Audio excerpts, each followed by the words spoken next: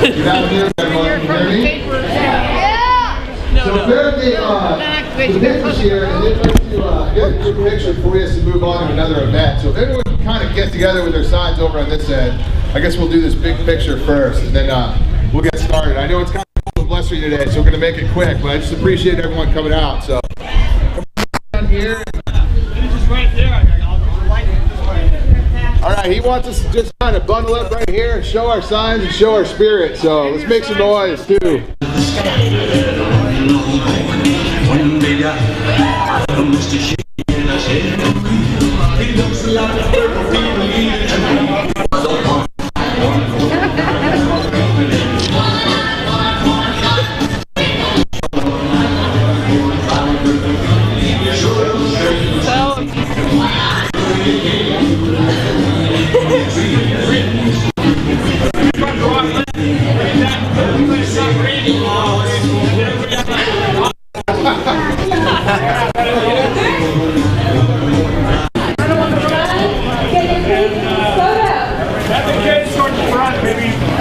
Down a little bit in front.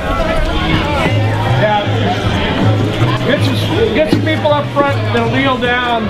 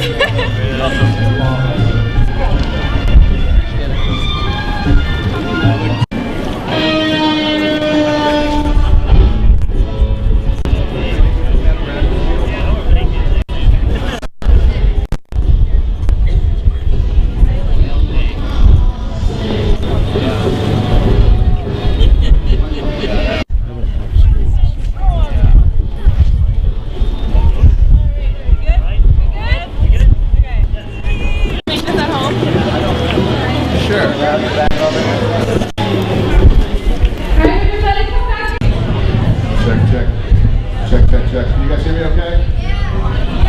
Yeah, sound good? Can you guys hear me in the back? All right, good afternoon to everybody. Thanks for coming out. My name's Paul, and I like wild salmon, and I think you guys do too. Can you make some noise for wild salmon? All right. Well, it's a cool and blustery day, but I'm glad we got together. We've got a couple minutes of information to share. We already got our pictures out of the way for the press, and hopefully these are going to get picked up all over and inspire people around Alaska and the rest of the country. I'm sorry, the wind's kind of... You need a little buff off the sunlight. Yeah, we need a windscreen. That's going to work. That's it. All right, we're just going to go with it. So we've got some computers set up over at Centennial Hall. If after we get done with the speaking, if you want to go over and list or comment right now, we can do that. There's a banner back there that's got the link on it. The idea was to be able to take a picture with your camera phone, but you might have to lay on the ground and do it right now because it's blowing sideways. Let's see. So on this whole thing, Frankenfish has a real name, and its name is Aqua Advantage.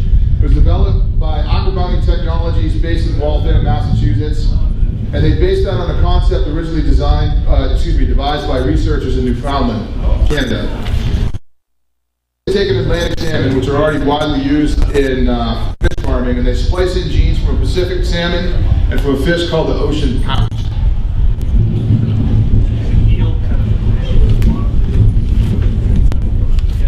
Pigs I've already handled today.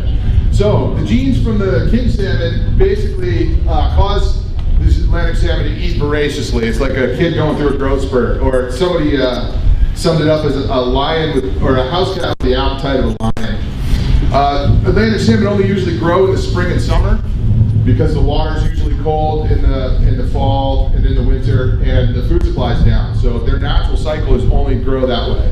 So they add the gene from this ocean pout so that they can grow 12 months a year. They grow nonstop. So basically what that comes down to now grow, instead of taking 3 years to go to market, it's a year and a half. So therein lies the benefit to them. They want these fish because they'll be able to produce them twice as fast.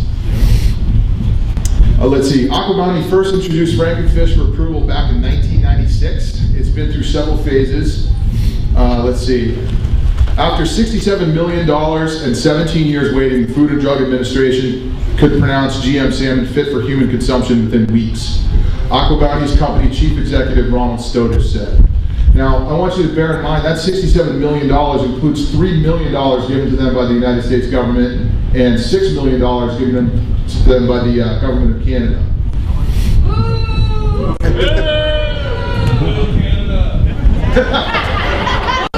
Canada.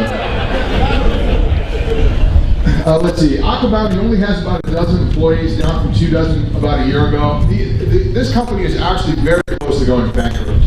They've had to sell to keep this alive, and they spent $70 million over 20 years to make this happen. So what's going to happen if they don't win this fight? If it's going to go to someone else, we don't know. But let's see. They said they have prospective fish farmers lined up for genetically modified salmon in South Dakota, West Virginia, Wisconsin, and Ohio. We have people in the United States who are interested in growing these fish right now, Stoddard said. They also have farms in Panama ready to go. In fact, they boasted pre-orders of 15 million eggs.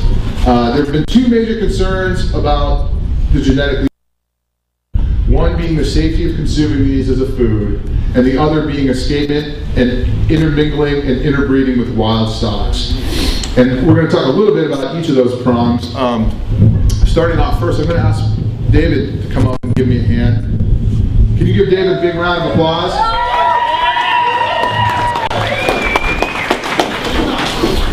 Now, David's going to tell you a story, but I'm going to say this is a pretty amazing young man I'll let him tell you what he's going to do, but he's a real proponent for, against genetically modified foods. You want to give a little history on that, David? Sure. Next year I'll be running across America to raise awareness for GMOs and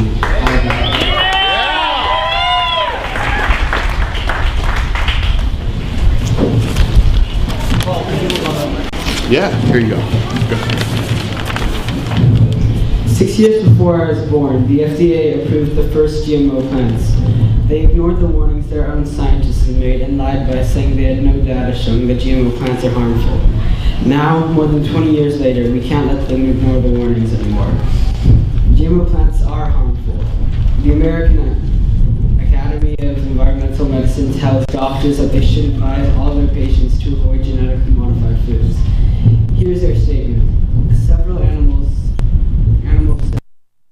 serious health risks associated with GM food, including infertility, immune problems, accelerated aging, faulty insulin regulation, and changes in major organs and gastrointestinal system. Pick the microphone up. Your mic is faded. Today, the FDA is telling us genetically modified salmon are not harmful. I got it. To our health. Smart people here. They are ignoring more and more studies that show how harmful GM foods can be. Do you believe the FDA? Do you want to feed genetically modified salmon to your children? No! Do you want genetically modified salmon to invade the wild waters of Alaska? No! Do you want to be an FDA? Neither do I. Martin Luther King said, "He who passively accepts evil is as much involved in it as he who helps. He who accepts evil without protesting against it is really cooperating with it." Yeah. GMO salmon is evil. By being here today and protesting against GMO salmon, you are standing up for what is right. Let us unite our voices and shout loud enough to be heard in Washington, D.C. No way, FDA, no way. No way!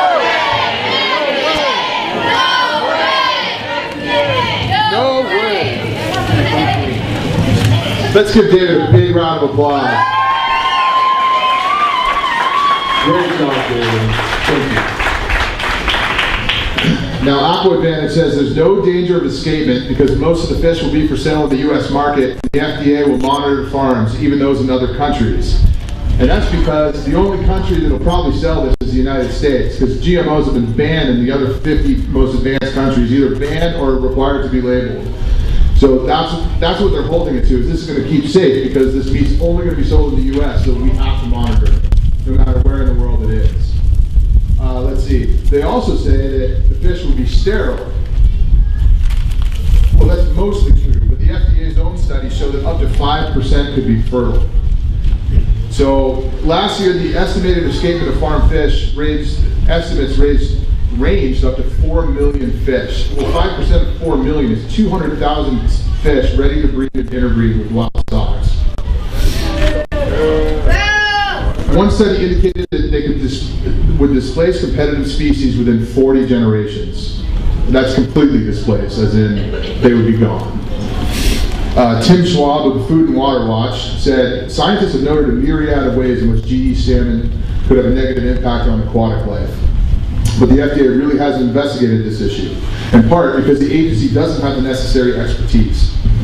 Alaska lawmakers on both sides of the aisle are acting on their constituents' fears that GE salmon threaten the state's fishing industry. Senate Bill 1717, Prevention of Escapement of Genetically Altered Salmon in the United States, was introduced by Mark Begets last year. It sought to ban GE salmon from interstate commerce and to fund all FDA activities to consider approving it. That bill was pulled when it came short on support. Lisa Murkowski, who on May 17th of 2012 filed an amendment to the Federal Food, Drug, and Cosmetic Act that would require NOAA to conduct a comprehensive analysis of the environmental and economic impacts of genetically engineered fish before approving it. Well, what I'm asking for with this amendment is that the FDA proceeds in its process that the agency of the National Oceanic and Atmospheric Administration has oversight of our fisheries to be allowed to participate and weigh in on the environmental consequences that may come about as a result of GM salmon being released into the environment. It would have required genetically modified salmon to undergo the same scientific and economic analysis that all federal fisheries are required to go through before being approved and open in the marketplace. Murkowski's amendment failed by a narrow margin in the Senate on May 24, 2012. Petitions have been filed by a consortium of environmental and consumer groups asking the FDA to regulate the salmon as food. This might seem like common sense. The whole point of growing these salmon is supposedly to feed people. But the FDA chose to review the Aqua Advantage as an animal drug rather than human food. In the FDA's view, the refashioned DNA that is in every cell of the fish's bodies, hold on,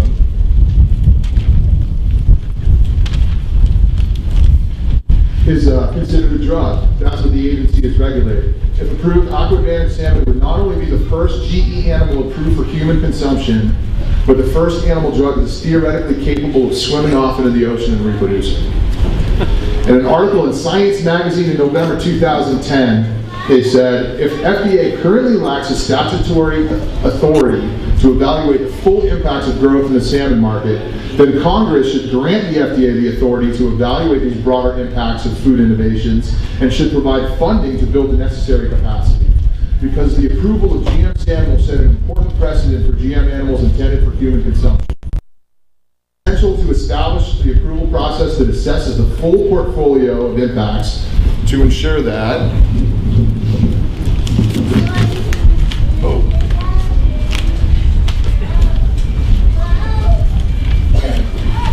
page out of order, stuff in the wind. To ensure that such decisions serve society's best interests. And they reference recommendations and comments from scientists at Duke, Stanford, and the University of Stavanger in Norway. Now, I think we've pretty much established the two prongs here, and I just wanted to share some of the support that we've gotten. The first of which is a letter from Sitka's own representative on the Hill in Juneau, Jonathan Price Tompkins. Jonathan, yay, where's the tea? So he sent this letter over. Well, I'll just read it. The salmon we're here to talk about are being called frankenfish. Growing up, I was too scared to ever watch Frankenstein. But today, the idea of frankenfish scares me way more. I like my salmon just the way they swim up Indian River. All natural with no stitches up their sides and no bolts coming out of their necks. Our salmon should be tasty, not because they were genetic, but because they grow wild. We shouldn't have to worry that escaped frankenfish will use charming pickup lines and pass their mutated genes around. We catch and sell the highest quality salmon in the world. We need help keep Alaska salmon wild. If the FDA allows frankenfish, they could easily flood the market and jeopardize the well-earned reputation of our salmon in our state. Please know you have partners in Juneau and in Washington, D.C. working as hard as we can to raise the profile of this issue. And thank you for coming out today to send a message to the FDA.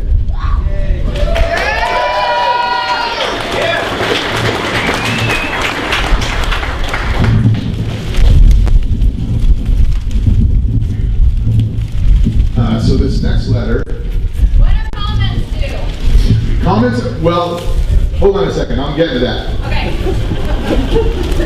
So, dear friends and fellow Alaskans, thank you for having this rally to express your concerns with the Federal Food and Drug Administration's decision regarding genetically engineered salmon. I'm sorry that I could not be in Sitka to stand beside you for this event, but know that I am doing all that I can here in DC to stop frankenfish. We come together across thousands of miles because the FDA thinks frankenfish will have, quote, no significant impact, unquote, on the environment. I wholeheartedly disagree with the FDA. I do not believe that the salmon eel hybrid genetically modified to grow twice as fast as wild salmon will not have an impact on our environment. We have scientists splicing fish's DNA with an antifreeze-like chemical compound, considering feeding that to Americans. That kind of idea didn't work out so well in Jurassic Park, and I don't think we should be going down that dangerous road with our salmon. We could be introducing a fish in our ecosystem that does not work with our wild stocks and could threaten our livelihood and our families. On February 7th, 2013, Senator Begich and I introduced a bill that would make it illegal to sell, process, transport, or purchase genetically engineered salmon in the United States unless the NOAA approval process makes absolutely sure there's not harmful impacts on the environment. In addition, we introduced another piece of legislation that would require the FDA to clearly label and identify frankenfish so consumers can easily distinguish between wild salmon and genetically engineered. I am concerned that the FDA isn't hearing us. They have ignored input from fishing groups, environmental interests, consumer associations, and health organizations. I, along with 7 other United States senators, have requested a 60-day extension of the public comment period. Now is the time to have your voices heard. Let's stand together to protect our environment, our health, and our wild salmon. Sincerely, Lisa Murkowski, United States Senator.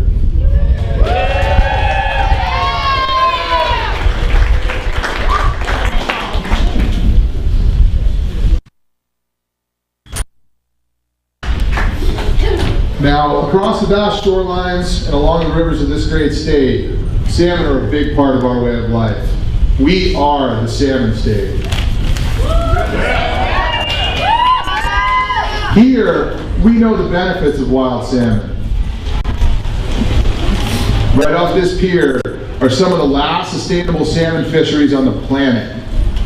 And I want that to stay true for my children and for their children. And I think all of you guys want that for your children too. Let me hear that.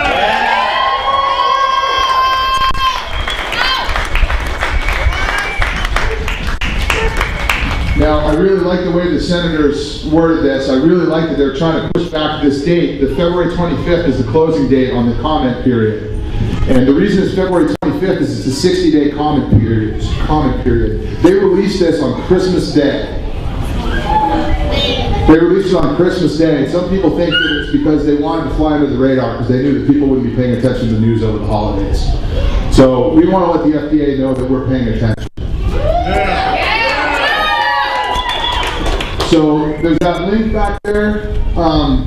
You go to regulations.gov and you can put in the search box, put in GE salmon. If you put in GMO salmon, it doesn't work. But if you put in GE salmon or salmon, it'll pop up. And there's like 2 or 3 different ones. The environmental impact study is the one that's current. And you can go on there, and there's one weird box, it's one of those required boxes, and it says organization. And so if you just put in concerned citizen or Alaskan or consumer in that box, it'll let you keep going. Or you probably, yeah, anything you want. And you go ahead and put your comment in. So how many people here have already commented? All right, great. So I definitely want to put that challenge out there, to everyone who hasn't commented yet, please do. You don't have to start your own rally to make a difference. If you comment and family about it, they can comment. And hopefully we're going to make the press here, and that people around Alaska and people around the country are going to know that we did this. There's rallies going on today in 5 different states across the country. And as far as we know, this is the only one that's going on in Alaska. So we're representing for the whole state here today. So.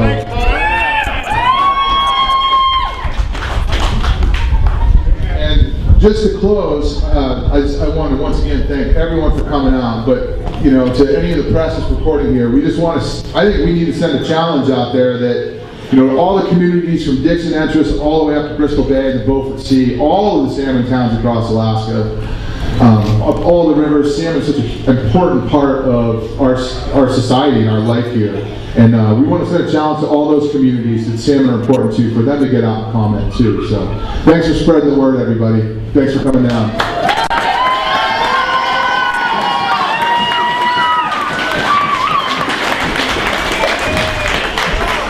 Okay, just a couple more quick things. So we've got some computers set up in the lobby over at Centennial Hall. So if you want to just go over and comment right now, we've got that accessible. Ray, can you raise your hand?